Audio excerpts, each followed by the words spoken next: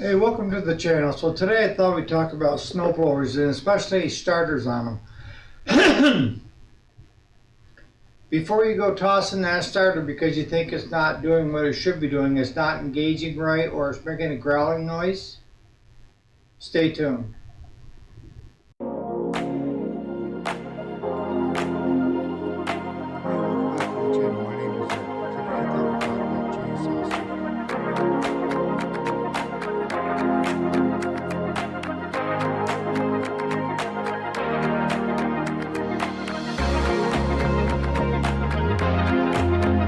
Alrighty, welcome back to the channel. My name is Eric, and today we're going to talk about some of the things that most people overlook on their starter until it has a problem, right?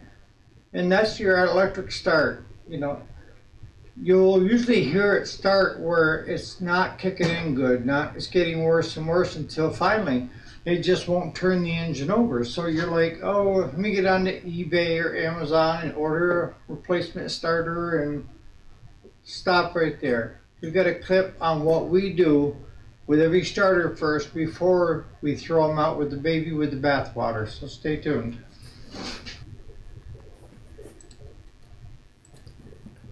Alright, as you can see, we've got it in the vise, and Claude is taking a screwdriver and just popping the plastic rubber piece on the top. That exposes it. Make sure when you put it into a vise you don't clamp it down too hard, because you can crack that starter, the housing of it. It's just sitting there gently, and actually if you got rubber jaws or you can make something rubber on both sides, it'd be better. So what are we doing here? We're actually taking the starter mechanism off, and this is white lithium grease. And Claude is applying it all the way around where the working parts are. And by doing that, that creates and gets things cleaned up in there. And I also recommend underneath the mechanism, take either brake cleaner or carb cleaner and clean it up. So what are simple things that you can do to prolong the life of your snowblower? You should be doing a yearly maintenance on it, and that we recommend that you drain the oil out of it. If you got PRI-G to stabilize the gas so when you're not using it, and if you have the ability to shut the fuel off and let it run out, even better. So you should be changing the oil, and we recommend a new plug every year, whether it needs it or not. We swap it out.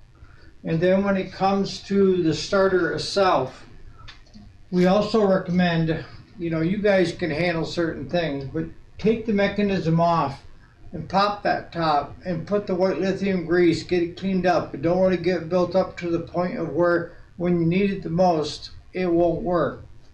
The biggest thing that I see that people do wrong with their snowblowers is they leave them out in the weather. That's the worst thing you can do. The best thing you can do is you've got an investment in that piece of equipment. I don't care whether it's a snowblower, lawnmower, chainsaw. You need to take care of it if you want it to last. And leaving it outside is not going to cut it. This machine here came in with it was seized up. And how did it get seized up? It sat outside, and when we finally got it broke free and started PB blasting the rings and everything on it, when we got it to start picking up and starting, it was blowing water right out of the exhaust. And this is going to be, we've already told the customer, you need to keep it inside, you need to take good care of it. It's a beautiful looking machine, right? So do your yearly maintenance on it. Any grease points, make sure you're using shear bolts in the front so that don't go to the hardware store or Tractor Supply and get just regular old bolts, because you'll end up having a big fix in the end. In the comments, put in the comments if you have any questions whatsoever about these machines and stuff. And I'll do more videos on the repairs on these that it's kind of sink or swim, right? Because we've got equipment everywhere here and we've cleaned out a lot of it. So on that note, you guys have a great day.